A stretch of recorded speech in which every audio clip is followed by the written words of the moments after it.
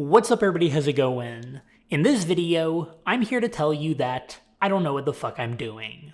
And most likely, neither do you. Now a couple days ago, one of my fellow YouTubers, Mayuko, a lot of you might watch her videos, she does a lot of tech content, she posted a video titled, I don't know what I'm doing. And in it, she talked about the uncertainties of her career as an online content creator. I don't want to, butcher the video, go watch it, it's a really good video. But it got me thinking about something that I've been kind of subconsciously thinking about during the last few years, which is a broader version of her video topic, this idea that nobody really knows what they're doing in life. Not just with their careers, not just with their relationships, just kind of with everything. So that's my claim. Nobody knows what they're doing, and I'm going to give you 3 examples to really support it. 3 examples that helped me come to this conclusion. So the first example has to do with this idea that most people, yourself included, myself included, look up to other people. When you were a kid, you likely looked up to your parents, maybe you still do, maybe if you have older siblings, you looked up to them. Anything that they did or said was probably correct. If your parents said something, it must have been the truth. And maybe when you had your first job, or if you're about to have your first job, your manager is going to be someone that you look up to. I know that when I was at Google, I looked up to my manager. Whenever I felt like I didn't really know what I was doing, I was like, well, my manager has all the answers. Like, he knows what he's doing. So I'd go to him for answers. Or perhaps his own manager. And there are people like Elon Musk, for example. Elon Musk must know what he's doing, right? But something interesting happened in the last couple years.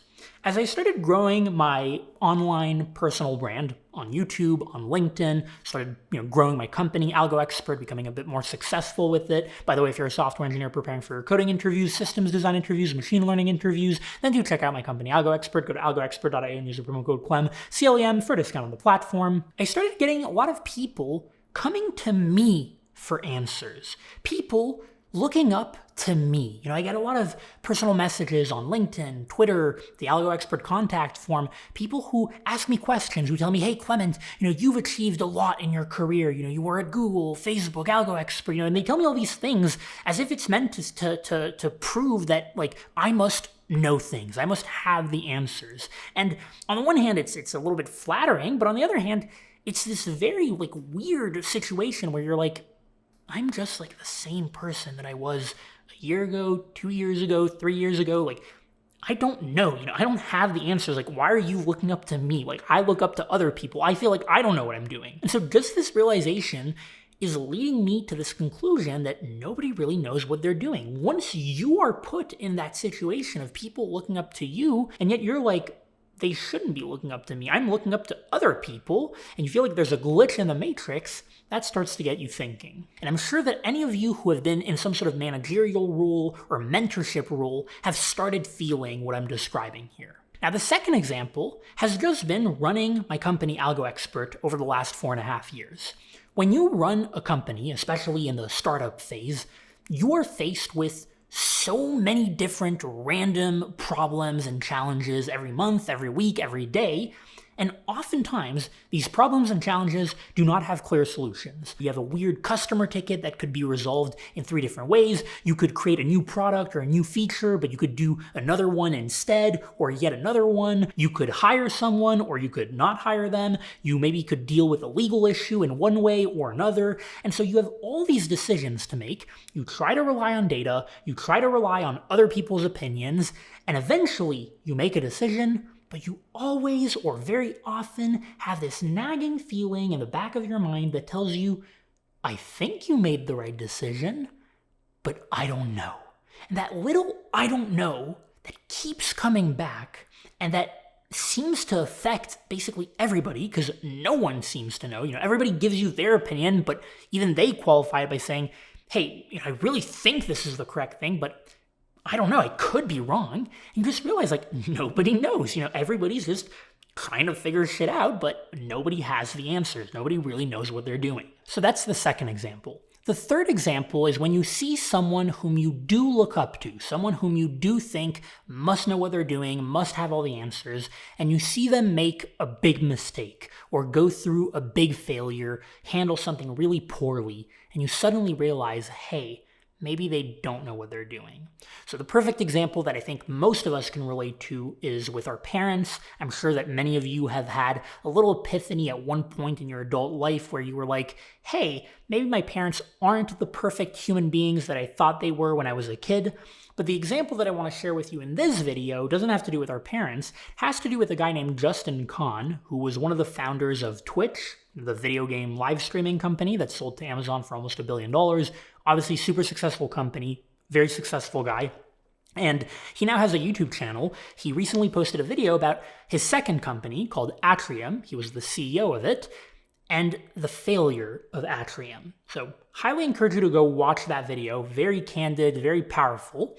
But it's very interesting because I remember a couple years ago, or a few years ago now, in 2017, when I had graduated from my coding bootcamp, I think I applied for a software engineering role at Atrium. And I remember when I discovered the company, I was like, whoa, like this guy, like founder of Twitch, now he's running this new company, hundreds of employees, millions of dollars in investment money. Like, that's someone who knows what he's doing. That's someone who's got the answers. Like, I don't know what I'm doing. He does. And then you see this video, again, probably go watch it, and you're like, so many mistakes, so many, and it's not like him to blame, right? Like, they're very nuanced mistakes and things where like many people are to blame, and like the environment of the company and all that. Like, so many things can cause a startup's failure, but you just realize you're like imperfection, right? Like, perhaps he doesn't know what he's doing as much as I thought he knew, And here I say this in the nicest way, right? I'm not trying to like dunk on him, like, he's super successful, right? It's just this very human realization that, hey, maybe we're all kind of the same. We're all kind of trying to figure stuff out. Even if we've done things super well in the past, doesn't necessarily mean that we are to be deified. And yeah, that's my rant.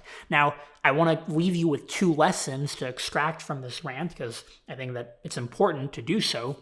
The first one is, if you ever find yourself feeling very discouraged, thinking that you don't know what you're doing and that, other people know much more than you, perhaps don't feel discouraged. Take comfort in the idea that most people don't know what they're doing, including the people that you probably look up to. Now, the second lesson to extract from this is just to be wary of not putting too much weight on those people whom you look up to, whom you think must know what they're doing, not putting too much weight on their opinions, on their advice, on their actions, on what they do.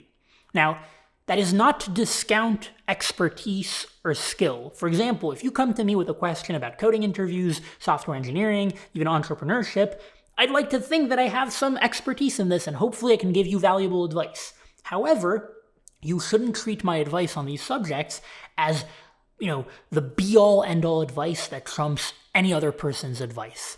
Just take it with a grain of salt. Take anybody whom you look up to, and I'm not saying that like you probably don't look up to me. I'm just saying like if that's the case. But if you look up to Elon Musk, don't necessarily take what Elon Musk is saying, as the be-all, end-all stuff. Like, he says a lot of stuff that maybe indicates that he doesn't necessarily know what he's doing, So that's all I've got for you with this rant. Hopefully you enjoyed it. Let me know what you thought about it in the comments below. If you did enjoy it, please don't hesitate to smash the like button. It really helps me out. Subscribe to the channel if you haven't already. Follow me on LinkedIn and Twitter if you enjoy short form written content. Instagram if you like pictures, and I will see you in the next video.